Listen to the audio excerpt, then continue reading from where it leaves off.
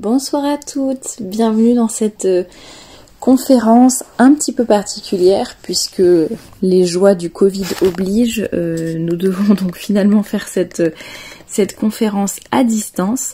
Mais voilà, je suis très heureuse de vous parler ce soir. Alors d'abord, vous allez entendre cet enregistrement pendant, voilà, je sais pas exactement pendant combien de temps je vais parler, mais probablement 3/4 d'heure, 1 heure. Je vous laisse prendre vos notes, surtout si vous avez d'éventuelles questions qui vous viennent au fur et à mesure. Et juste par la suite, voilà, je me connecterai et puis comme ça je pourrai répondre à vos questions en direct. Donc surtout n'hésitez pas à les noter. Alors avant de commencer cette conférence, je vais juste me présenter rapidement pour celles qui ne me connaissent pas. Donc je m'appelle Thérèse, j'ai une 30aine d'années. J'ai créé le blog Femme à part il y a maintenant un peu plus de 4 ans et donc ma collection de vêtements également là qui depuis cette année en fait j'ai créé ce blog à la base parce que je m'intéressais beaucoup au sujet de la féminité et surtout la féminité dans le vêtement.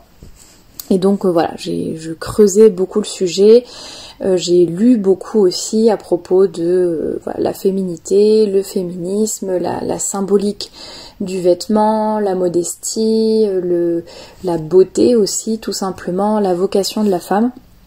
Tous ces sujets vraiment me passionnent et donc je voulais les partager avec tout le monde, d'où l'idée de ce blog. Et puis ce qui est très intéressant, c'est qu'au fur et à mesure des années, finalement, voilà, je développe aussi ma pensée. Il y a beaucoup de choses qui sont de plus en plus claires et également à travers les témoignages que je reçois, je m'aperçois que c'est vraiment un sujet qui n'est pas du tout anodin. Donc voilà pour la petite introduction. Comme ça, voilà, vous pouvez à peu près situer qui je suis. Alors, la femme est-elle un homme comme un autre ? Voilà, c'est un petit peu le sujet dont je voulais vous parler aujourd'hui. Prendre conscience que nous sommes des femmes et pas des hommes et voilà, vraiment essayer de faire rayonner notre féminité au quotidien. Alors c'est vrai que la phrase est un peu provocante, le fait de dire la femme est un homme comme un autre, mais finalement c'est un peu ce que l'on nous ressasse à longueur de temps dans à peu près tous les médias, que ce soit sur YouTube, dans les journaux, tout ce qu'on entend parler, ce qu'on appelle les influenceuses. Voilà, il y a vraiment un petit peu tout un consensus, vraiment. Tout le monde va dans le même sens pour dire que la femme est un homme comme un autre et même un homme meilleur que les hommes. Voilà. Et l'objectif de ma conférence aujourd'hui, de mon petit topo, c'est vraiment de vous montrer que même dans la société actuelle, il est encore possible d'être une femme vraie et authentique, même si le monde dans lequel nous vivons n'a vraiment plus beaucoup de repères. C'est un monde dans lequel la beauté et la féminité sont vraiment malmenées. Le beau devient le laid, enfin le laid devient le beau plutôt. Tout ce qui est faux devient vrai, etc., etc. Il y a vraiment plus de repères. Tout est chamboulé. Il n'y a plus vraiment de base solide, que ce soit dans la réflexion ou même un peu sur tous les plans, j'allais dire. Tout est bousculé, on ne sait plus démêler le faux du vrai et parfois voilà, à force de fréquenter des gens ou d'entendre toutes ces choses dans les médias, on en viendrait presque à le croire. Et on a du mal, je trouve, on peut avoir du mal en tout cas à se situer et à se dire mais finalement qu'est-ce que la féminité, qu'est-ce que la beauté? Dès qu'un peu tous ces sujets sont évoqués, c'est toujours assez délicat, il faut vraiment être diplomate. Très vite, tout ce que l'on dit peut devenir sexiste. Voilà, on va être accusé, on va dire toi t'es bon, si c'est un homme qui parle, toi t'es macho. Sinon on peut dire t'es sexiste. Ça c'est un stéréotype. Ça c'est à cause du patriarcat. Non. Maintenant il y a la libération de la femme sous prétexte de cette soi-disant enfermement de la femme et qui subit le joug du patriarcat depuis des siècles et des millénaires. Il faut maintenant tout changer, il faut inverser toutes les valeurs, quitte d'ailleurs à ce que ça devienne absurde pour certaines choses. Je pense notamment aux quotas par exemple qui sont instaurés et qui sont au contraire beaucoup plus humiliants pour la femme qu'ils ne la mettent en valeur. Mais donc le but aujourd'hui c'est vraiment de montrer qu'on peut mettre en avant la vraie beauté d'une femme chrétienne, d'une femme catholique qui est fidèle à sa vocation spécifique.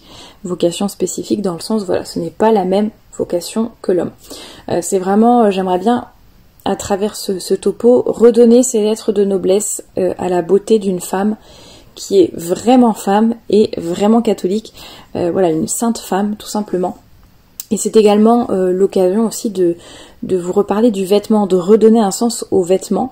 On ne va pas parler que de ça, mais c'est vrai que c'est un sujet assez important. C'est un peu le cœur de toute façon du sujet de mon blog.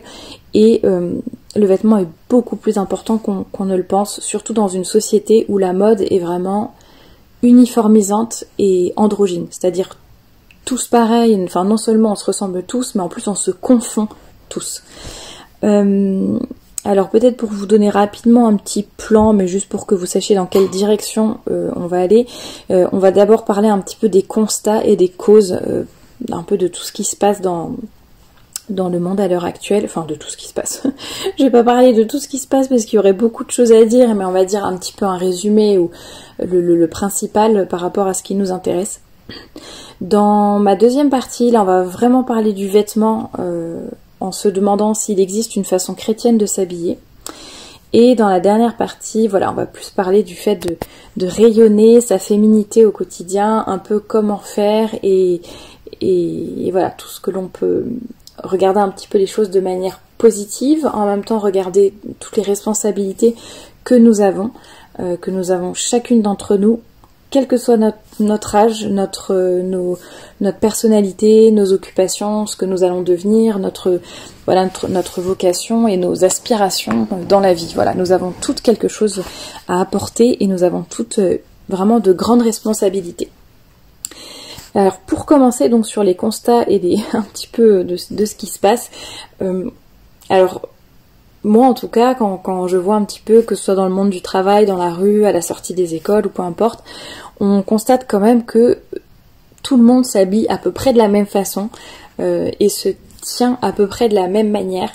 Voilà, souvent les filles c'est les jeans baskets avec un petit t-shirt noir ou blanc moulant, les cheveux longs lâchés, voilà un peu toutes les mêmes modes. Bon, à moins que les modes aient changé, mais c'est vrai qu'avec le Covid, je passe moins devant les lycées et les collèges. Mais voilà, en tout cas c'était un peu ça à une époque, même si ça évolue évidemment selon les moments. Tous les discours aussi, ce n'est pas juste une question, j'allais dire visuelle avec les vêtements, c'est aussi toute une question intellectuelle presque, dans le sens où tous les discours vont vraiment dans la même direction. C'est la libération de la femme, c'est la libérer du joug du patriarcat, avec je mets patriarcat avec des guillemets. La maternité qui est accessoire, c'est être une femme au foyer, c'est un danger ou alors une aliénation, etc., etc. Voilà, il y a un petit peu tous ces stéréotypes, tous ces messages qui sont véhiculés très régulièrement dans les médias par rapport à la féminité, à l'image que l'on peut se faire de la femme, et justement cette image traditionnelle que l'on pouvait avoir, que l'on pouvait se faire de la maternité, est vraiment malmenée.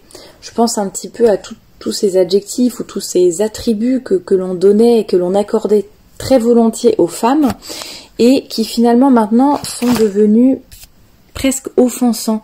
Donc si vous dites à une femme qu'elle est douce, qu'elle a un instinct maternel, qu'elle est, même lui dire d'ailleurs qu'elle est élégante, qu'elle est raffinée, donc, je sais pas, que c'est vraiment le symbole de l'amour, qu'un homme a envie de la protéger, ou peu importe, tout ce genre de choses. mais tout de suite on va vraiment vous regarder de travers, on va vous dire mais c'est sexiste, mais qu'est-ce que c'est que ces stéréotypes, mais tu abaisses la femme à dire des choses pareilles, la femme n'a besoin de personne, la femme est forte, qu'est-ce que c'est que ça de dire que la femme est douce, pas du tout, enfin voilà. Donc c'est vrai qu'il y a des choses, c'est effectivement des stéréotypes entre guillemets, dans le sens où toutes les femmes ne se ressemblent pas, toutes les femmes ne sont pas identiques. Et par exemple, le fait de dire que les femmes sont généralement moins fortes physiquement que les hommes, en fait c'est tout simplement une constatation basée sur la majorité de ce que l'on observe. Après, ça n'empêche pas que oui, on peut effectivement trouver certaines femmes qui sont plus fortes que certains hommes, évidemment, mais il n'empêche que il y a des grands courants, des grands constats, des choses que l'on voit qui sont objectives et qui différencient aussi l'homme et la femme. Bon, je m'égare un petit peu dans mes stéréotypes, mais tout ça pour dire que on est dans un monde où il faut faire très attention à ce que l'on dit, parce que l'image de la femme a vraiment beaucoup évolué, j'allais dire, et est maintenant soumise à la dictature féministe, tout simplement. J'y reviendrai un petit peu plus tard, mais c'est ça qui fausse beaucoup les rapports hommes-femmes, et c'est ça qui fausse même le rapport de la femme, de chaque femme avec elle-même, puisque on lui assène tellement de messages et de discours. C'est vraiment un véritable lavage de cerveau. J'en ai déjà parlé dans d'autres conférences, je n'aurai pas forcément le temps de développer beaucoup, mais il y a un tel lavage de cerveau que même chaque femme est perdue par rapport à sa féminité, parce qu'elle sent des choses ou elle aspire à certaines choses, mais finalement on lui dit que non, ça c'est pas bien, il faut pas que tu le fasses. Par exemple, les femmes qui préfèrent rester au foyer, on va tellement leur dire que ça ne va pas, que ce n'est pas bien, que ça veut dire qu'elle est dépendante d'un homme, ou que ça veut dire qu'elle est bonne à rien, etc., que parfois les femmes culpabilisent ou n'osent plus faire ce choix. Quand on voit également le fait qu'il y a des quotas maintenant dans certaines entreprises ou en politique par exemple, je ne sais plus, je crois que c'était le gouvernement, je ne sais plus si c'était de François Hollande ou le premier gouvernement d'Emmanuel Macron, où il y avait vraiment exactement la parité, le même nombre de ministres hommes et le même nombre de ministres femmes. Tout ça pour au moins qu'il n'y ait pas de polémique et qu'il y ait vraiment l'égalité homme-femme, alors que à compétences égales, si ça se trouve, il y avait beaucoup plus de femmes qui auraient été compétentes pour être ministres, et il y aurait dû avoir 3/4 de femmes, ou au contraire, il y aurait dû avoir seulement 2 femmes sur 12 ou je ne sais combien, parce que on regarde au mérite, on regarde à la compétence, et on ne regarde pas juste au sexe en disant tiens, c'est une femme, alors oui, on va la mettre là. C'est ça que je trouve aussi très très humiliant et très injuste, bien sûr. Donc tout ça pour dire que ce sont vraiment des idées qui ne se basent sur rien, et qui au contraire nient complètement le réel. Et c'est vrai qu'il n'est pas forcément facile dans une telle société, surtout à votre âge, j'allais dire, où vous êtes encore en train de vous construire. Et vous avez peut-être tendance à un peu faire comme tout le monde, vouloir rentrer dans le moule, et c'est vrai que c'est pas forcément facile de poser ses propres choix vraiment en toute conscience, et ne pas se laisser influencer par la société, la mode, les personnes que l'on fréquente, etc. Et c'est vrai que peut-être qu'en vous exposant certaines causes qui expliquent la situation actuelle, ça va peut-être vous aider à bien comprendre, à aller vraiment à la racine du sujet, et à réaliser tous les enjeux qui se cachent derrière ces notions de féminité, de vêtements féminins, d'attitude féminine, de rayonnement de la féminité au quotidien. Sachant qu'il y a des choses qui sont plus insidieuses que d'autres, j'allais dire. Peut-être qu'il y a des choses vous allez trouver que j'exagère, ou que non, c'est plus comme ça à l'heure actuelle, etc. Mais je pense qu'il faut quand même étudier un peu la racine du mal, et et ça je le dis notamment par rapport au féminisme, parce que quand j'en parle, c'est vrai qu'on me dit souvent non mais attends, ça ce sont les féministes extrémistes qui disent ça c'est une minorité de féministes qui pensent ça, le vrai féminisme ça n'est pas ça. Et en fait, ce que l'on peut constater, c'est que effectivement toutes les féministes ne sont pas aussi entre guillemets extrêmes les unes que les autres, mais n'empêche que c'est la même idéologie, ce sont les mêmes idées, c'est simplement qu'il y a des féministes qui poussent la logique jusqu'au bout et d'autres qui s'arrêtent avant. Mais quand on pousse la logique jusqu'au bout, on voit bien tout le mal que cela peut faire. Et notamment, voilà, un des objectifs du féminisme, c'était vraiment de libérer la femme. C'était vraiment le mot d'ordre.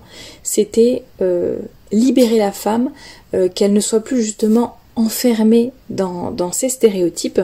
Voilà, notamment en France en tout cas, avec il y a eu beaucoup l'influence de Simone de Beauvoir. Alors je vous passe les citations, enfin les extraits de ses livres, de son livre surtout qui s'intitule Le deuxième sexe, qui est vraiment prôné par tout le monde comme le livre fondateur du féminisme. C'est un peu le rite de passage que beaucoup de femmes que beaucoup de femmes font lire à leurs filles, par exemple, quand elles rentrent dans l'adolescence ou qu'elles deviennent majeures, enfin un petit peu à vos âges. C'est un peu la passation de pouvoir, et voilà, il faut que tu lises ça pour avoir compris ce qu'était une femme. Et quand on voit ce qu'elle dit sur les femmes, c'est vraiment effrayant. Et on se rend compte finalement que à force d'avoir libéré la femme, par exemple avec la pilule, l'avortement, etc., ou en tout cas l'accès facilité à l'avortement et à la contraception, finalement on ne libère pas la femme, on la rend encore plus objet sexuel, enfin objet et objet sexuel, c'est-à-dire que maintenant les hommes savent qu'ils peuvent faire n'importe quoi avec les femmes sans qu'il y ait aucune conséquence ou presque aucune conséquence. Et puis s'il y a des conséquences, c'est-à-dire un enfant par exemple, évidemment pas de problème, on fera avorter madame.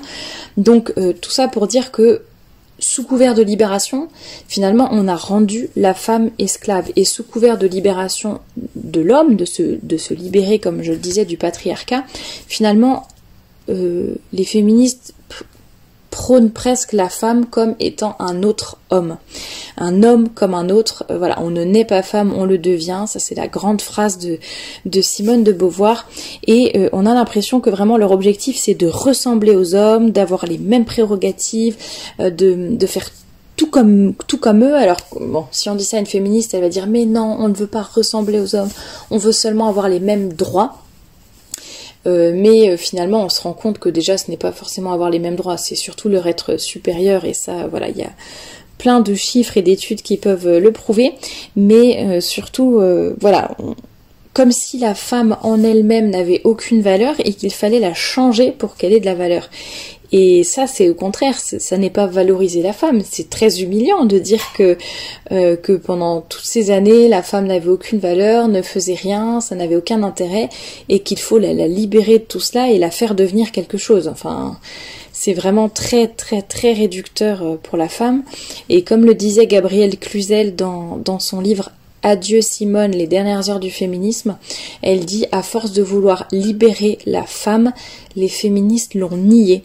Et c'est exactement ça, c'est vraiment sous couvert de libération, on a nié la nature féminine spécifique, on a voulu vraiment intellectuellement refuser le fait que la femme est différente de l'homme, que la maternité par exemple est une spécificité féminine. Et à l'heure actuelle par exemple on va nous rabâcher les oreilles, comme quoi l'instinct maternel ça n'existe pas, ça n'est pas du tout donné à tout le monde, et ce qui n'est pas complètement faux d'ailleurs, mais là c'est vraiment une idée poussée à l'extrême, comme quoi non, on essaye de faire croire aux femmes qu'elles sont faites pour être mères, mais pas du tout. Voilà, la maternité doit vraiment passer en dernier, ça doit être la dernière chose, c'est vraiment devenir maman, c'est vraiment devenu accessoire. Être mère au foyer, alors là, encore moins, mais voilà, on nie le fait que la femme est faite pour être mère, alors que c'est vraiment inscrit dans notre corps tous les mois, tout simplement, à partir de la puberté jusqu'à la ménopause.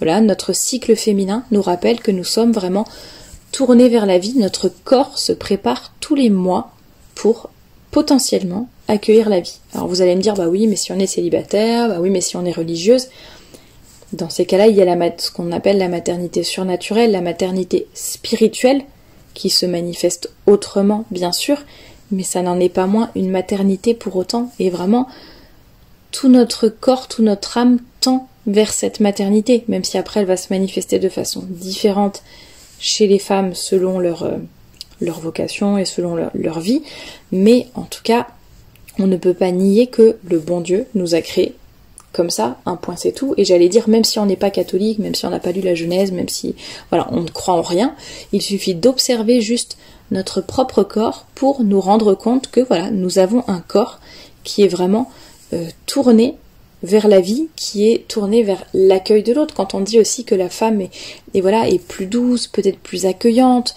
plus chaleureuse, alors ça ne veut pas dire que les hommes ne sont pas accueillants, ne sont pas chaleureux, ne sont pas capables de douceur, etc.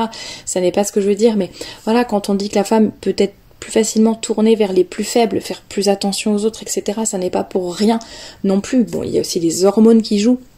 Tout ça pour dire que les féministes nient vraiment la femme, et même dans des choses tout à fait, tout à fait scientifiques, tout à fait biologiques. Elle nie une réalité biologique finalement. Et il y a beaucoup de choses comme par exemple le fait que les femmes soient généralement moins fortes que les hommes et moins de musculature, etc. Les féministes les plus extrêmes disent, enfin ça c'est un mensonge assez répandu chez elles, de dire bah oui mais c'est que pendant tant d'années les femmes ont été privées de viande, donc c'est normal, elles sont plus petites, elles sont plus faibles, etc. parce que c'est les hommes qui mangeaient toute la viande à la préhistoire, etc. Et en fait c'est tout simplement une question d'hormones, et on sait que la testostérone développe davantage la musculature, développe ceci, développe cela, alors que nous, nos hormones développent d'autres choses, tout simplement. Bon, tout ça pour dire que vraiment la féminité est avant tout évidemment une réalité de la nature, une réalité biologique qu'on ne peut pas la nier, et à force de vouloir la nier ou de se libérer de cette féminité, finalement on est désaxé, on sort de notre axe, et on va tout simplement, on ne peut qu'être malheureuse, enfin j'y reviendrai un peu plus tard, mais forcément si on nie qui l'on est, bien on ne peut pas trouver le bonheur, c'est impossible. Il y aura une espèce de dissonance entre ce que nous sommes, ce que nous montrons, ce que nous voulons être. Voilà, le but c'est d'être vraiment soi-même, de l'assumer jusqu'au bout. Alors ça ne veut pas dire qu'il faut rentrer dans des stéréotypes du style je suis une femme, alors je ne m'habille que en rose, j'ai les cheveux longs jusqu'aux pieds, je parle comme une pain bêche et je ne sais quoi. Non, pas du tout. Il faut pas non plus rentrer dans d'autres extrêmes. Mais en tout cas, essayons en tout cas de ne pas nier notre nature profonde, et de voir tous les signes que nous avons à notre disposition pour bien comprendre et voir notre féminité. Alors je vais m'arrêter là-dessus pour le féminisme, il y aurait tant de choses à dire. Voilà, un autre constat de ce qui se passe à l'heure actuelle, et auquel vous devez vraiment particulièrement faire attention, c'est vous souvenir tout simplement que la nature humaine est humaine. Là où il y a de l'homme, il y a de l'hommerie, comme on dit. La nature humaine est blessée par le péché originel. Ce qui fait que nous avons certains défauts, nous avons certaines difficultés au quotidien, notamment nous pouvons devenir très vite esclaves de notre sensibilité et un peu esclaves du regard des autres, c'est-à-dire qu'on va avoir tendance, là c'est vraiment homme comme femme, c'est bon, la sensibilité c'est plutôt féminin, le fait aussi de trop faire attention au regard des autres, mais de façon générale la nature humaine a du mal à a du mal un peu à sortir du lot. On a tendance à vouloir se plier vraiment au courant dominant, et puis à force d'entendre certaines choses, toute la journée on finit par y croire, hein, comme je le disais, c'est un peu un lavage de cerveau. On a ce désir aussi et on peut avoir ce désir de, comme je le disais, ce conformisme, le fait de se dire je fais comme tout le monde. J'ai un petit peu peur de sortir du lot, j'ai peur de donner un avis qui est contraire à celui des autres, j'ai peur de ne pas ressembler aux autres, que ce soit physiquement, intellectuellement, dans mes idées, dans mes activités, peu importe, dans mes vêtements. Et il y a aussi un autre côté qui est le fait de toujours vouloir plaire, alors ça c'est plutôt un défaut féminin, ce désir de plaire pour se sentir aimé. Les femmes ont besoin de se sentir aimées, de se sentir regardées. C'est comme ça aussi qu'on va recharger un petit peu nos batteries quand on a l'attention des autres, quand on sait que les autres nous apprécient. Ça va être un petit peu un moteur pour avancer, pour se dire ouais, mon réservoir émotionnel là il est rempli, je peux faire plein de choses, je sens que je suis aimée, je peux y aller, voilà, ça redonne de l'énergie et on y va. Et le problème c'est que parfois si l'on ne fait pas attention à cela, on peut trop rentrer dans la séduction, et c'est pour ça aussi que beaucoup de femmes à l'heure actuelle, que ce soit dans leur attitude ou dans leurs vêtements, sont assez provocantes ou toujours un peu sensuelles, voire même provocantes ou vulgaires, parce que inconsciemment ou non, elles recherchent le regard des autres, en particulier le regard des hommes. Elles ont besoin d'avoir cette admiration, cette attention pour se sentir exister, pour se sentir aimée. Alors il y a beaucoup de femmes qui vont dire mais non, moi je m'habille pour moi-même, si je m'habille en crop top et en jean troué, en grand décolleté, c'est d'abord pour moi-même parce que je suis à l'aise dans ce type de vêtements, etc. Alors je pense que une fille toute seule chez elle, a priori, ne s'habillerait pas, enfin ne se déshabillerait pas ainsi. Mais voilà, je pense que inconsciemment, sans même s'en rendre compte, finalement, le but c'est vraiment d'attirer l'attention et pour se sentir, bon, il y en a c'est peut-être avec vraiment une mauvaise intention, mais il y en a c'est vraiment inconsciemment et c'est parce qu'elles ont besoin de se sentir aimées, de se sentir admirées, et ça c'est tout simplement c'est la blessure du péché originel aussi, qui nous enferme un petit peu dans cette logique-là. Autre chose encore, c'est, bon ça c'est un petit peu évident, je vais passer vite, c'est vraiment la déchristianisation du monde, le fait de, voilà, on est un peu dans un esprit constant de révolution, de révolte, comme je le disais dans mon introduction, il y a vraiment plus de repères, la beauté, la vérité, tout est relatif, rien n'est défini, c'est vraiment, je ne juge pas, chacun pense ce qu'il veut, comme il veut, quand il veut. Il y a aussi une autre chose, c'est que personne ne veut plus prendre ses responsabilités. Donc c'est un peu c'est moi qui compte, c'est moi en premier et les autres en fait se débrouillent. Ça se voit par exemple justement pour la tenue féminine, c'est moi je m'habille comme je veux et si ça te dérange, tu regardes ailleurs. Ou si l'homme ça le dérange, et il a qu'à éduquer son regard pour ne pas avoir de pulsions, d'envie, de pensées, de mauvaises pensées lorsqu'il me regarde. Voilà, ça c'est vraiment quelque chose de très très moderne, de très contemporain. C'est le maître mot, liberté, relativisme, et voilà. Et dernière chose enfin, évidemment, c'est que la pudeur se perd entre la mondanité, le respect humain, le fait de faire comme tout le monde, la peur d'être différente, d'être mise de côté. Et voilà, on peut tomber dans... et puis à force aussi de voir toutes ces femmes dénudées en permanence, c'est vrai qu'en fait on ne se rend plus du tout compte, on n'a plus du tout les mêmes repères, on n'est plus choqué par... il y a peu de choses je pense qui pourraient nous choquer. C'est vrai que quand on y pense, l'été surtout, on voit vraiment des femmes qui sont très peu vêtues dans la rue, et en fait ça devient presque habituel. Enfin bon, évidemment, nous peut-être qu'on va pas le faire, ou en tout cas on se le permettrait pas dans certaines circonstances, ou voilà. Mais finalement, à force de le voir, on s'habitue, on ne réagit même plus trop et on ne se rend pas compte que ça n'est pas normal. Et je conclurai cette première partie avec cette citation de Saint-Augustin que vous connaissez sûrement. À force de tout voir, on finit par tout supporter. À force de tout supporter, on finit par tout tolérer. À force de tout tolérer, on finit par tout accepter. Et à force de tout accepter, on finit par tout approuver. Et ça, c'est bien vrai. Vous l'avez peut-être déjà constaté vous-même, ou peut-être que voilà, ce que je vous dis depuis le début vous fait réaliser certaines choses, mais voilà, il faut vraiment être très attentive. Nous sommes dans un monde qui qui marche vraiment sur la tête.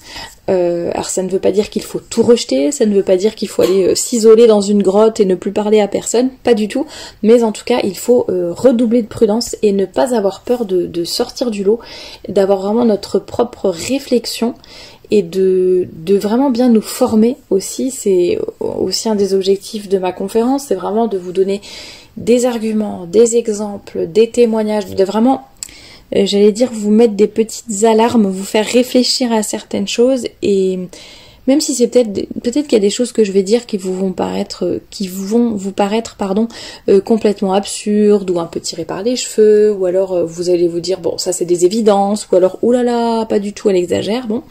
Mais vraiment je vous demande de garder un esprit très ouvert et voilà, d'écouter tout simplement, puis après bon, on pourra en discuter après si vous avez des questions, mais le but c'est vraiment un peu, j'allais dire, je sème mes petites graines, et puis après ça vous fait réfléchir à certaines choses. Ce ne sont pas des discours que l'on entend très souvent à l'heure actuelle, voire qu'on n'entend pas du tout, et voilà, je pense que ça fait du bien de réentendre certaines choses, même si ça demande d'aller vraiment à contre-courant du monde, mais c'est ça aussi d'être chrétien, hein. C'est voilà, une femme catholique parfois doit aller à contre-courant et ne pas se conformer au monde dans lequel elle vit. Voilà, c'est vraiment être dans le monde sans être du monde. C'est aussi pour ça que j'avais appelé le blog Femme à part. C'est voilà, femme à part entière, qui est vraiment femme et qui n'est pas homme. Et c'était femme à part dans le sens où on est dans le monde, mais finalement on est un petit peu à part parce qu'on n'est pas du monde. Alors, je passe à ma deuxième partie sur vraiment pour le coup plus sur les vêtements. Alors je vois que ça fait déjà presque une demi-heure que je parle, donc je pense que je vais un petit peu raccourcir ma partie. Et ce que je vous encourage à faire, c'est déjà pourquoi pas aller sur le blog si vous le souhaitez, parce qu'il y a vraiment beaucoup de ressources sur ce sujet. Et la deuxième chose, c'est que je viens d'écrire un livre qui a été publié il y a 2-3 semaines maintenant, qui s'appelle La féminité, moyen d'apostolat, et qui parle de tous ces sujets, mais alors là vraiment en long, en large, en travers. Le livre n'est pas très long, mais voilà, j'ai bien, on va dire, développé, rassemblé tout ce dont je parle un peu sur le blog depuis 4 ans. Voilà, je l'ai rassemblé, je l'ai bien structuré, etc. Et si le sujet vous intéresse et que vraiment vous voulez l'approfondir, n'hésitez pas à me demander après ou à vous renseigner sur le blog, mais vous trouverez facilement le livre et ça vous aidera, et là au moins vous aurez j'allais dire tous les arguments, tout le cheminement intellectuel que j'ai fait et qui vous aidera peut-être pour comprendre mieux tous ces sujets. Alors existe-t-il une façon chrétienne de s'habiller ? Oui et non. Oui, dans le sens où nous sommes chrétiennes et tout ce que nous faisons dans notre vie doit refléter notre foi, y compris voilà nos activités quotidiennes et aussi notre façon de nous habiller, tout simplement. Tous nos actes en fait doivent nous mener au ciel. C'est pas voilà, je suis catholique le dimanche mais la semaine je ne le suis plus, je suis catholique en famille mais quand je suis à l'école, au lycée, je ne suis plus, voilà, on oublie, ou je suis catholique quand je fais mes prières mais je ne suis pas catholique quand je m'habille, etc. Enfin, vous avez compris l'idée. Mais il n'y a pas une façon chrétienne spécifique de s'habiller, dans le sens qu'il n'y a pas un uniforme. Il n'y a pas, l'Église n'a pas dit bon alors les catholiques, à partir de demain, vous aurez toutes, alors pour les filles, une jupe rose, des chaussettes blanches, des petites ballerines dorées, voilà, deux petites tresses et je ne sais quoi. Non, pas du tout. Voilà, c'est dans le sens là où je dis il n'y a pas vraiment une directive très spéciale, mais en tout cas nos vêtements doivent vraiment refléter le fait que nous sommes des femmes et que nous sommes des femmes catholiques. Nos vêtements doivent vraiment être dignes, tout simplement. C'est un sujet qui est pas anodin. Tout simplement, on le voit dès la Genèse où quand Adam et Ève se sont fait, après le péché originel, se sont fabriqués vite fait avec des feuilles, leurs petits vêtements de fortune. Quand le bon Dieu est ensuite venu et les a surpris, il les a lui-même revêtus de vêtements beaucoup plus beaux faits en peau de bête. Et c'est le père Jean-Dominique qui... Ah, par contre, je ne sais plus dans quel livre, le titre m'échappe, mais si je le retrouve, je vous le dirai après. En tout cas, je sais que c'est le père Jean-Dominique qui dit, voilà, si le Dieu 3 fois saint se penche et lui-même fabrique des habits comme ça à Adam et Ève, on ne peut pas voir ce sujet comme un sujet anodin. Il y a également Notre-Dame à Fatima qui a dit à la petite Jacinthe, qui lui a dit, voilà, des modes viendront qui offenseront beaucoup notre Seigneur. Je pense que si la Sainte Vierge le dit, ça n'est pas anodin du tout, c'est important, il faut en prendre conscience et prendre conscience de l'importance de tous nos choix, y compris des choix de nos vêtements.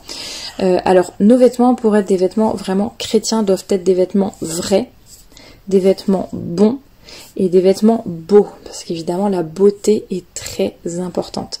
Être habillé de façon catholique, ça ne veut pas dire se négliger, ça ne veut pas dire s'habiller mal, ça ne veut pas dire ressembler à des sacs à patates, pas du tout, du tout, du tout. Donc vraiment la beauté aussi est très importante.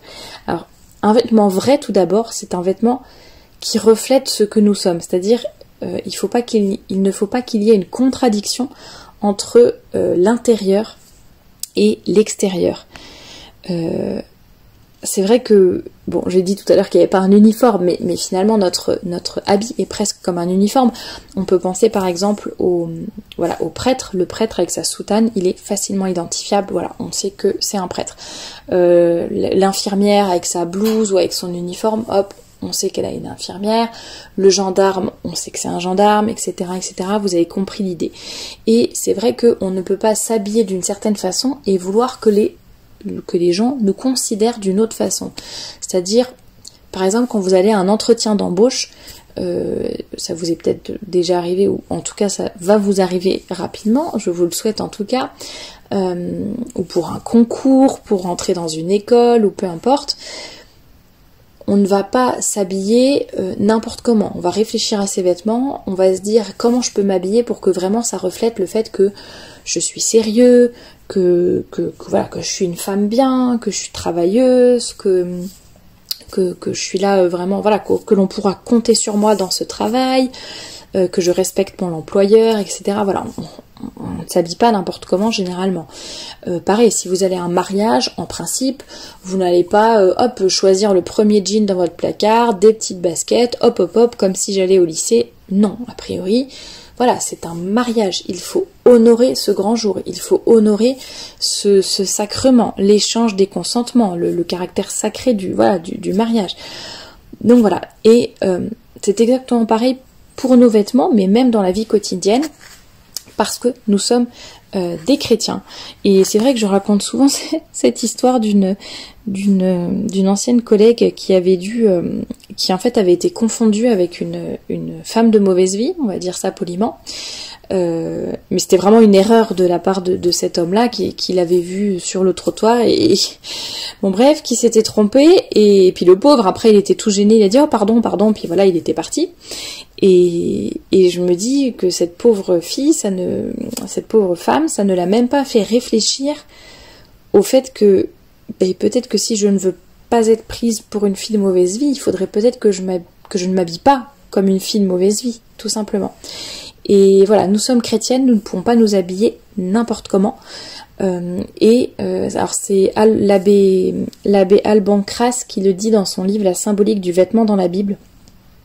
Il dit « Sans apparaître démodé ou décalé, mais en restant libre et toujours revêtu du Christ, les chrétiens choisiront donc une apparence digne et sobre, en même temps que joyeuse et belle, pour honorer un corps qu'ils ne veulent ni exhiber ni mépriser. » Vous voyez, c'est vraiment cet équilibre qu'il faut trouver, cette juste place en fait, le redonner aux vêtements et au corps sa juste place, leur juste place. On va pas les idolâtrer, mais on va pas non plus les mépriser. C'est ce que je disais, ça sert à rien de se faire moche exprès. Mais en tout cas, voilà, on doit vraiment faire attention à ce sujet-là. Et l'abbé poursuit en disant « L'Église demande du baptisé que son vêtement ne contredise pas sa foi, que l'extérieur ne contredise pas l'intérieur. » Donc notre vêtement doit vraiment refléter que nous sommes chrétiennes, parce que c'est ce que nous sommes des femmes, puisque c'est ce que nous sommes, mais également doit refléter notre personnalité, notre style, notre mode de vie. Si vous vivez à la campagne, mais que vous vous habillez tous les jours comme si vous alliez à une soirée de gala, votre vêtement ne sera pas vrai, ne sera pas cohérent, ne reflètera pas la réalité de votre vie quotidienne. Donc voilà, un vêtement vrai, c'est vraiment un vêtement qui reflète ce que nous sommes et tout ce que nous sommes. D'ailleurs, je reviens un petit peu sur le fait de la personnalité. C'est vrai que on a un petit peu tendance à suivre les modes, j'allais dire presque bêtement, et on ne prend pas toujours des vêtements qui nous vont. On prend des vêtements parce qu'ils sont à la mode. Il est vraiment super important de choisir des vêtements qui reflètent notre style et notre personnalité, qui reflètent ce que nous sommes nous. Sinon vraiment après on a l'impression d'être dans un déguisement finalement. Voilà, il y a des filles comme ça, sans s'en rendre compte, je pense, qui sont peut-être mal à l'aise, sans savoir pourquoi, mais parce que voilà, elles suivent la mode. Et je pense que ça nous est arrivé à toutes, quel que soit un peu notre âge et notre parcours.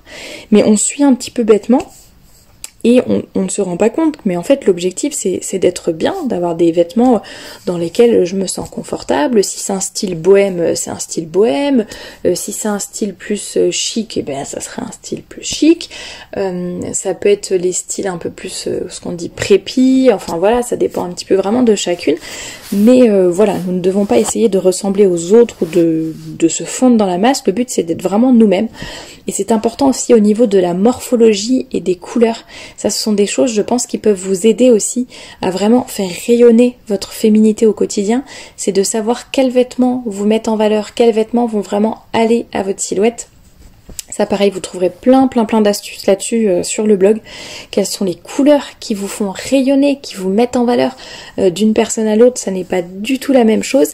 Et c'est vrai que quand on découvre toutes ces choses, ça nous aide à être nous-mêmes, donc à être en cohérence avec ce que nous sommes, et donc à nous sentir beaucoup plus à l'aise tout simplement, et à avoir vraiment davantage confiance en nous. Parce que voilà, il y a une cohérence entre l'intérieur et l'extérieur. Il n'y a pas de contradiction, il n'y a pas de déguisement. Et donc c'est important, c'est sûr, pour ce sujet voilà, de morphologie, de couleur, de style, de personnalité. Mais évidemment, le plus important, c'est quand même d'avoir aussi un vêtement qui reflète que nous sommes, voilà, que nous sommes des femmes et que nous sommes des femmes catholiques. Un vêtement doit également aussi être bon, c'est-à-dire nous porter nous au bien. Et porter au bien ceux qui nous entourent. C'est-à-dire que si le vêtement que nous portons nous pousse juste à la vanité, à l'ostentation, au matérialisme, à la superficialité, le fait de voilà, la surconsommation, je vais penser que à mes vêtements tout le temps, je vais tout le temps en acheter, ça va être une source de vanité dans le sens, voilà, je vais passer ma journée à me regarder devant la glace et à toujours chercher à avoir le dernier truc à la mode pour attirer l'attention et je ne sais quoi. Voilà, vraiment la surconsommation, on n'a pas besoin mais on achète quand même, on ne pense qu'à ça, c'est source de distraction également. Voilà, ça c'est vraiment, ça ne nous porte pas au bien. Mais également, il faut que nos vêtements portent au bien ceux qui nous entourent, et là je pense évidemment particulièrement aux hommes. Nos vêtements doivent nous aider à garder notre pudeur, doivent être les gardiennes de notre chasteté, de notre pureté, les gardiens, j'ai dit les vêtements, oui, donc doivent être les gardiens, pas les gardiennes, de notre chasteté, de notre pureté, de notre humilité aussi.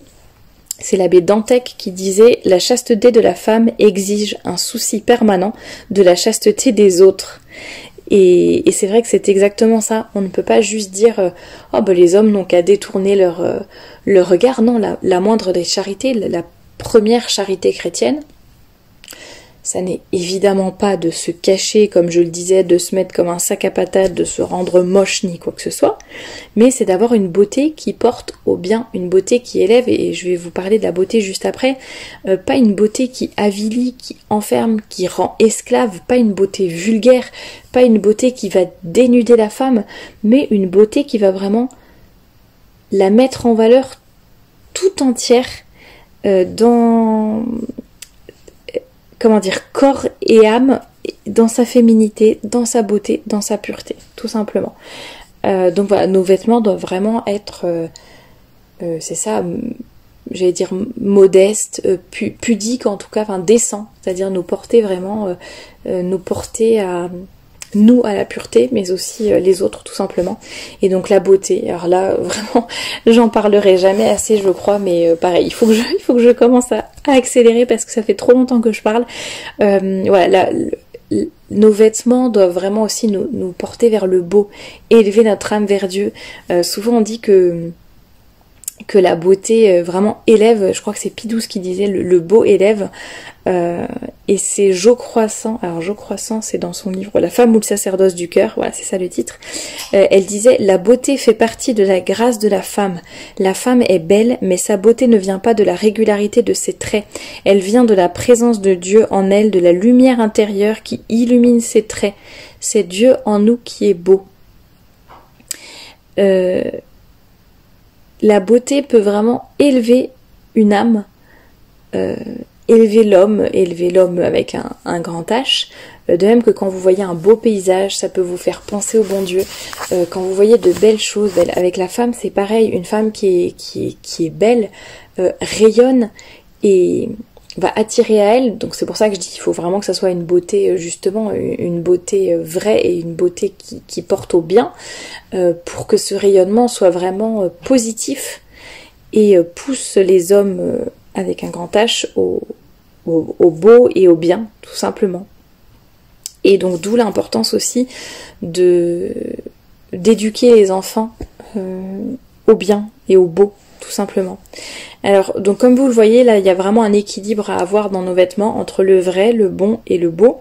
Et aussi un équilibre, comme je le disais, dans la manière de traiter et de voir notre corps, c'est-à-dire ni le mépriser, ni l'exhiber. C'est vraiment aussi cet équilibre à trouver aussi entre être dans le monde sans être du monde. Je ne sais plus si après, je vous parlerai un petit peu après de la mode, mais c'est exactement ça, c'est comme la mode, on va pas rejeter la mode complètement, ça ne veut pas dire qu'il faut embrasser la mode complètement et sans réfléchir et voilà, il faut savoir aussi faire le tri tout simplement.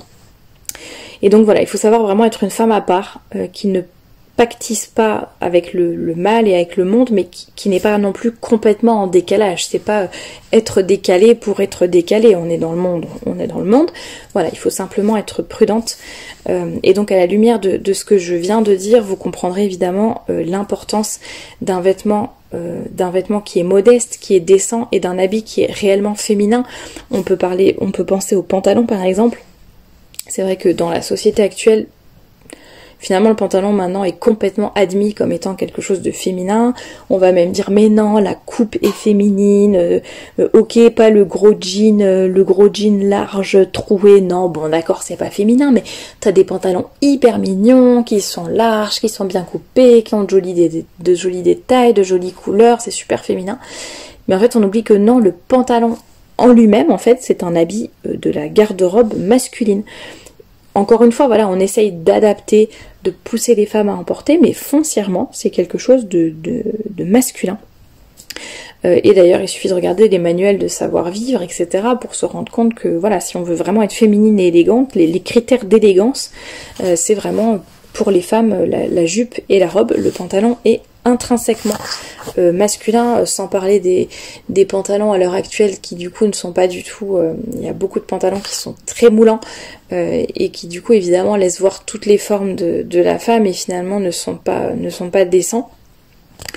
Donc voilà, quand je disais vêtements décents, je parlais aussi, voilà, donc, ce qui est moulant, ce qui est transparent, ce qui est trop court, trop décolleté, voilà, faire vraiment attention à tous ces aspects-là. On s'habitue finalement petit à petit à porter des choses courtes, où on ne se rend même plus compte, comme je disais, la pudeur, c'est vraiment quelque chose qui se perd beaucoup. Mais en fait, même si la pudeur se perd, parce que personnellement, voilà, c'est notre perception, et à force de voir de la nudité, on ne se rend plus trop compte de certaines choses. Mais en fait, la pudeur peut évoluer. C'est un sentiment personnel, mais la décence, par contre, c'est objectif, c'est quelque chose qui ne dépend pas de nous ou de notre perception, et donc la décence, elle, ne va pas changer. Donc l'objectif vraiment dans nos vêtements, c'est que on ne puisse pas être parcellisé, être réduite à certaines parties de notre corps. Je pense évidemment aux parties sexuelles ou aux parties intimes. Nous sommes un corps et une âme, donc être réduite à notre corps, c'est vraiment dommage et c'est vraiment mauvais pour nous. Mais en plus, si nous sommes réduites seulement à certaines parties de notre corps, enfin c'est vraiment encore pire. Il faut vraiment, voilà, nous sommes un corps et une âme, les deux sont liés. Et le but, c'est vraiment de garder notre dignité, notre essence féminine propre. Et c'est vrai que le monde actuel cherche vraiment à extérioriser la femme, à la rendre superficielle, à la réduire vraiment à être un objet sexuel, à la rendre absolument masculine. On cherche également à, voilà, on est dans une société qui cherche à être vraiment androgyne. On ne reconnaît ni la différence, ni la complémentarité féconde vraiment entre les deux sexes, entre l'homme et la femme. Et ça c'est vraiment dommage. Alors comme je le disais, il ne faut pas caricaturer non plus, ni être hypocrite dans le sens je suis très féminine dans mes apparences, mais par contre voilà, ça s'arrête là. Voilà, tout ce qui est vocation de la femme, on pourrait encore en parler pendant des heures, mais je vais essayer de finir là de parler encore 10 minutes et de m'arrêter, donc je n'aurai pas le temps de parler de tout ça, mais voilà, vous pouvez encore creuser ces sujets, il y a beaucoup d'articles sur le blog, donc n'hésitez pas à y aller et à aller lire un petit peu tout ça. Mais voilà, ça c'est ce que je voulais vous dire pour les vêtements en tout cas, qui est effectivement le cœur un peu de mon sujet, c'est pour ça que j'ai un petit peu développé. Donc maintenant, on va aborder la troisième partie, le fait de faire rayonner sa féminité au quotidien.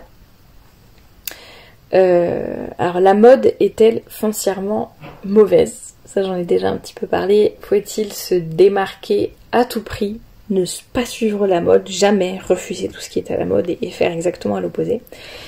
Eh bien non, mais évidemment non, on peut suivre la mode, mais avec parcimonie, j'allais dire, comme je l'ai dit tout à l'heure, déjà par rapport à la surconsommation, etc., mais aussi par rapport à l'indécence et à toutes les dérives de la mode actuelle dont on ne se rend même plus compte. Donc comme je le disais, Notre-Dame l'a dit à Fatima, beaucoup de saints en ont parlé, beaucoup de papes également, je pense notamment à Pie XII qui a fait vraiment beaucoup de discours sur la mode. Voilà, il précisait bien que c'est notre âme qui passe avant tout, qu'une femme chrétienne pouvait très bien suivre la mode et qu'elle devait cultiver le sens de l'esthétique, de la beauté, etc. Mais en tout cas, la mode ne devait jamais passer avant sa conscience, avant sa foi, avant sa pureté, avant la pureté des hommes. Voilà, ça a été dit et redit. Il ne faut pas non plus attacher trop d'importance à son image et vraiment je vous conseille de prendre conscience du fait qu'on subit beaucoup d'influence dans les médias, dans les magazines, les réseaux sociaux, tout ce que l'on voit à l'heure actuelle. Il faut vraiment être très prudente et prendre conscience que l'on peut vraiment lâcher petit à petit sans même s'en rendre compte. Je reçois d'ailleurs beaucoup de témoignages dans ce sens-là sur le blog et de femmes qui disent bah moi voilà j'étais catholique, pas de problème, je faisais attention à ma tenue, etc. Et puis à force je me suis dit ah bah tiens je vais mettre une jupe plus courte mais bon je mets des collants opaques comme c'est l'hiver donc ça va, c'est pas trop gênant si ma jupe est un petit peu plus courte, elle est un peu au-dessus du genou, bon ça va. Et puis après finalement on raccourcit, à la fin de l'hiver on se trouve avec des jupes ou des robes mi-cuisses. Mais bon ça va, c'est avec des collants. Et puis finalement au fur et à mesure, l'été on enlève les collants et on garde les robes et les jupes qui sont au ras des fesses et voilà. Et des filles qui me disaient mais moi j'ai pas du tout été éduquée comme ça et j'avais toujours porté des robes et des jupes entre guillemets longues et qui en tout cas n'étaient pas des mini-jupes ni quoi que ce soit, mais finalement on glisse petit à petit sans faire attention. Donc ça vraiment, voilà, je vous mets en garde aussi là-dessus par rapport au fait de... Voilà, ça me rappelle aussi la citation de Saint-Augustin de tout à l'heure, c'est à force de tout voir, et bien hop, on en arrive par tout accepter. Donc vraiment, faites attention à cela, il faut vraiment prendre ce que la mode a de bon, pourquoi pas s'amuser avec la mode même, s'habiller de façon moderne évidemment, mais ne pas oublier la décence et ne pas oublier également la beauté. C'est quelque chose qui manque beaucoup dans la mode actuelle. On voit beaucoup par exemple de jeans troués, de t-shirts complètement informes, de looks un peu, je sais même pas comment on appelle un peu ces looks, mais bad boy, des choses, par exemple des sweats à capuche qui font 3XL alors qu'on rentrerait dans un XS. Voilà, toutes ces espèces de modes où je sors en survêtement ou en pyjama, enfin des choses en tout cas qui ressemblent à des pyjamas dans la rue, je fais mes courses en vieux jogging pourri, enfin voilà, ça vraiment ce sont des choses voilà, j'allais dire inconcevables. Il faut vraiment être être belle, tout simplement. Pour soi, se soigner, mais aussi pour les autres, par respect pour soi, par respect pour les autres, tout simplement. Donc ça ne veut pas dire, voilà, porter toujours 4 kilos de bijoux sur soi, faire un brushing tous les matins, ni quoi que ce soit, mais tout simplement être soigné, avoir des habits qui ne sont pas troués, cirer ses chaussures si elles sont en cuir, ne pas avoir de taches sur ses vêtements, porter des choses, comme je disais, qui sont adaptées à notre silhouette, à notre colorimétrie, enfin c'est plein de petites choses comme ça, mais qui finalement voilà, nous rendent belles et rayonnantes. Alors la féminité évidemment ne passe pas seulement à travers nos vêtements, elle passe aussi par notre façon de nous tenir, de parler, notre langage, notre coiffure, notre façon de marcher également. Le langage, je pense particulièrement aux filles qui crient beaucoup, qui haussent le ton sans arrêt. Voilà, faire attention à parler de façon posée, à ne pas partir trop dans les aigus ou dans les cris, apprendre à marcher, ne pas marcher comme un éléphant, mais essayer de marcher avec grâce, se tenir droite, s'asseoir correctement sans écarter les jambes par exemple. Le langage aussi très important. À côté d'une femme qui se tient bien, qui est belle, qui est décente, qui est féminine, un homme a vraiment envie de bien se tenir et de faire attention. Ça, moi, je l'ai déjà expérimenté. C'est vraiment quelque chose, des hommes qui peuvent être très vulgaires, même très familiers avec d'autres femmes. Et bien, dans certains milieux, enfin moi en tout cas, je l'ai vécu au travail. Et bien, ils sont pas pareils quand vous êtes là parce que bien vous n'êtes pas comme les autres personnes peut-être, ou comme les autres femmes. Vous n'êtes pas une femme comme les autres, vous êtes vraiment féminine, vous vous tenez bien, vous faites attention à votre langage, peut-être que votre foi aussi se ressent à l'extérieur. Et finalement, les hommes hésitent davantage avant de dire un gros mot, avant de faire un juron, avant de faire une blague un petit peu salace ou quoi que ce soit. Donc ça c'est très important aussi, on peut vraiment avoir beaucoup d'influence sur toutes ces choses-là. Rien qu'en étant féminine, finalement, sans faire beaucoup de choses, mais en étant profondément féminine et profondément belle et rayonnante, tout simplement. Alors, c'est vrai que le monde actuel nous dit oui, mais alors ça, c'est vraiment des stéréotypes, c'est pas parce que t'as les cheveux longs, que tu t'habilles avec du rose et que tu mets des robes, c'est pas pour ça que tu vas être féminine. C'est vraiment des artifices, c'est superficiel. Oui et non, comme je le disais, c'est sûr que si c'est juste quelque chose d'extérieur qui ne traduit pas quelque chose qui est vraiment au fond de votre âme, bon, c'est vrai que ça ne sert pas forcément à grand chose, mais ça a une énorme influence sur vous. Pour les vêtements par exemple, il y a des études qui sortent et qui disent que voilà, le fait, les gens qui font du télétravail en pyjama par exemple, ne sont pas forcément aussi efficaces qu'une personne qui va se lever, se préparer, s'habiller, tout faire comme si elle allait au travail, même si elle va finalement rester seule chez elle à son bureau et que personne ne la verra. Mais voilà, le fait de... l'habit va un peu nous conditionner. Un homme qui est en jogging basket et un homme qui est en costume cravate, tout de suite on va un peu sentir qu'il va se redresser, il va pas se tenir de la même façon, il va pas forcément parler de la même façon. Parce que voilà, c'est tout un ensemble. L'extérieur et l'intérieur s'influencent finalement et sont tout à fait liés. Et justement, j'ai reçu déjà plusieurs témoignages comme ça de femmes qui me disent à force de vous lire, de regarder le blog, etc., j'ai commencé à porter plus de robes, j'ai commencé à prendre un petit peu plus soin de moi, à avoir des attitudes plus féminines, voilà, être un peu plus douce, faire attention à mon langage, voilà, vraiment petit à petit, des femmes qui voulaient un peu faire des efforts pour voir, et elles me disent, mais dans mon couple, ça se passe beaucoup mieux. Mon mari, avec mon mari, les échanges sont plus faciles, la communication se fait plus facilement. Mes enfants m'obéissent davantage. Ça a changé telle chose. Enfin, vraiment, on voit que juste le fait d'essayer d'être plus féminine dans leurs vêtements, dans leurs manières, dans leurs attitudes, etc. Bon, ça peut-être leur demander quelques efforts au début, mais après, c'est une habitude qui est prise. Et finalement, ça a une énorme influence sur beaucoup de choses dans leur vie. Sur le blog, vous trouverez aussi plein de conseils sur les bonnes manières, donc je vous encourage vraiment à aller voir aussi. Et je voulais partager avec vous une réflexion du blog Le Secret de Marie. Je ne sais pas si vous le connaissez ou pas. J'écris une chronique sur ce blog. Avant, c'était tous les 15 jours. Maintenant, j'écris ma chronique une fois par mois. Et une des créatrices de ce blog a une très belle réflexion que je vais vous citer, que je vais partager avec vous. Léon Bloy disait « Plus une femme est sainte, plus elle est femme ». Agnès nous explique que l'on pourrait presque dire également « Plus une femme est femme, plus elle est sainte ». En effet, plus j'accueille ma nature, plus j'y consens, plus je la déploie, et plus je plais au Seigneur.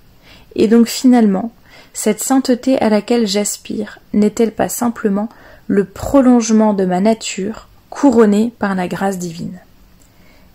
Fin de la citation. Et c'est vrai que cette réflexion m'a beaucoup marquée et a traduit vraiment ce que je pensais, c'est que plus une femme découvre sa féminité, en comprend le fonctionnement, en saisit toute la richesse, mieux elle se connaîtra et plus elle pourra vraiment rayonner autour d'elle tous les dons qu'elle a reçus, tous les talents qu'elle aura cultivés. Et c'est vraiment cet épanouissement de sa féminité qui peut devenir un grand moyen d'apostolat. En fait, plus vous allez être à votre place, là où le bon Dieu veut que vous soyez, là où vous êtes le plus utile, là où vraiment vous pouvez développer toutes vos facultés particulières, c'est vraiment là que vous aurez un impact. Déjà, il y aura un impact sur vous-même, bien sûr, mais aussi sur le monde qui vous entoure. Et c'est là que c'est important vraiment de cultiver ses propres talents. La liberté, c'est vraiment de choisir le bien et le bonheur, le véritable bonheur, pas le bonheur qu'on nous vend et qu'on veut nous faire croire dans la société actuelle, mais le vrai bonheur, le bonheur profond, le bonheur du ciel, la préfiguration du ciel, on va dire, c'est vraiment de choisir librement, de faire le bien et de développer tous les talents que le bon Dieu, voilà, nous a donnés et de les faire fructifier. Chacune d'entre vous, en fait, est vraiment unique. Chacune reçoit une sorte de capital qu'elle doit utiliser, dont elle doit user vraiment à bon escient. Et le but vraiment n'est pas de copier les autres, de se fondre dans la masse, de faire comme tout le monde, mais c'est au contraire de vous regarder en toute honnêteté, de regarder qui vous êtes et de faire rayonner cette personne-là, cette personne que vous voyez dans le miroir. C'est elle qui vous fait rayonner au quotidien, et c'est comme ça qu'on fait de l'apostolat aussi. Parfois l'exemple compte beaucoup plus que de grands discours, et c'est vraiment ce que je vous souhaite, c'est de trouver qui vous êtes, de mieux vous comprendre. Alors évidemment, là en 1 heure de conférence, c'est hyper difficile de parler de tous les sujets et de parler de la vocation de la femme, même du cycle féminin. Il y a tellement de choses que l'on peut apprendre juste avec le cycle féminin, juste en se penchant sur cette question, en essayant de comprendre toutes ces choses et en vivant selon son cycle aussi. Il y a beaucoup de choses comme ça finalement dans notre vie que l'on peut approfondir, dans notre vie de femme, que vous pouvez aussi approfondir pour vraiment assumer votre féminité, l'accepter, la comprendre déjà évidemment, ensuite l'accepter, l'assumer et pouvoir ensuite la faire rayonner. Plutôt que de se dire, bon, j'écoute ce qui se dit, je suis ce que j'entends dans les médias, je me fonds dans la masse, je fais comme tout le monde. Non, le but, ça serait vraiment plutôt de se dire, je suis unique, alors pas dans le sens, je vais devenir orgueilleuse et oui, moi je suis unique, moi je suis différente, non, pas dans le sens là, mais chacune, je pense que vous avez compris mon propos, chacune a vraiment été créée par le bon Dieu pour quelque chose de spécial, et quelque chose de spécial, ça ne veut pas dire quelque chose de grand, quelque chose qui va vous démarquer, quelque chose de génial, non, mais quelque chose de spécial dans le sens quelque chose d'unique. Chacune a ses talents, ses dons. Il y en a une qui va être plus forte pour faire tel genre de choses, il y en a une qui va vraiment être excellente pour je sais pas, pour aider les autres, pour développer telle activité, pour faire ceci, cela. Il y en a une qui va être une excellente maman, il y en a une autre qui sera une excellente religieuse, une excellente maîtresse d'école, enfin peu importe, il y a vraiment beaucoup de talents, beaucoup de choses différentes. Et le but, c'est vraiment que chacune comprenne cela, comprenne l'impact que peut avoir sa féminité sur les autres, une féminité qui est belle, qui est rayonnante. C'est vraiment aussi une façon ça va vous faire sortir du lot, forcément, dans une société, comme je le disais au début, qui est uniformisante et qui est androgyne, où tout le monde se ressemble et il n'y a plus aucune, ou presque plus aucune différence entre les hommes et les femmes. Le fait que vous soyez vraiment féminine dans votre attitude, dans vos vêtements, même dans votre façon, j'allais dire, de raisonner, d'évoluer au quotidien, ça va vraiment vous faire sortir du lot, ça va aider aussi les gens, ça va les mener vers le bon Dieu, vers la vérité, vers la beauté, chacun selon, voilà, ça peut être chacun ça peut être des choses spéciales, des choses différentes qui vont attirer les gens, mais tout va concorder finalement à les mener vers la vérité, donc vers le bon Dieu au final. C'est aussi une forme vraiment très importante d'apostolat. Et le père de Blinière disait, alors en guise de conclusion un peu, que la femme était l'honneur du peuple chrétien par sa beauté. C'est dans son livre Le courage de la paternité. Pardon, je recherchais, je savais que c'était quelque chose avec paternité, mais donc dans son livre Le courage de la paternité, qui, bon, on peut se dire que c'est destiné aux hommes, mais en fait il y a de très très beaux passages pour les femmes. Et donc c'est dedans qu'il dit que la femme est l'honneur du peuple chrétien par sa beauté. Donc c'est vraiment en étant 100% vous-même, pleinement vous-même, que vous pourrez rayonner, faire le bien, 100% féminine, 100% catholique, tout le temps. Et voilà, vraiment pour conclure, parce que ça fait déjà longtemps que je parle, je citerai Saint Matthieu, chapitre 5, versets 14 et 15, qui dit vous êtes la lumière du monde. C'est ce passage de l'évangile qui est magnifique. Et voilà, nous devons ne soyons pas la lumière cachée sous le boisseau, mais soyons la lumière qui illumine la demeure, comme notre Seigneur nous le dit lui-même. Vous êtes la lumière du monde. Une ville située sur une montagne ne peut être cachée, et on n'allume pas une lampe pour la mettre sous le boisseau, mais on la met sur le chandelier, et elle éclaire tous ceux qui sont dans la maison. En tout cas, c'est tout ce que je vous souhaite, de vivre une féminité rayonnante au quotidien, et vous verrez, ça vous changera vous, en tout cas ça vous apportera beaucoup de choses, et ça apportera également beaucoup à ceux qui vous entourent. Voilà, j'ai enfin fini, et maintenant je vous retrouve tout de suite pour vos questions, si vous en avez. À tout de suite.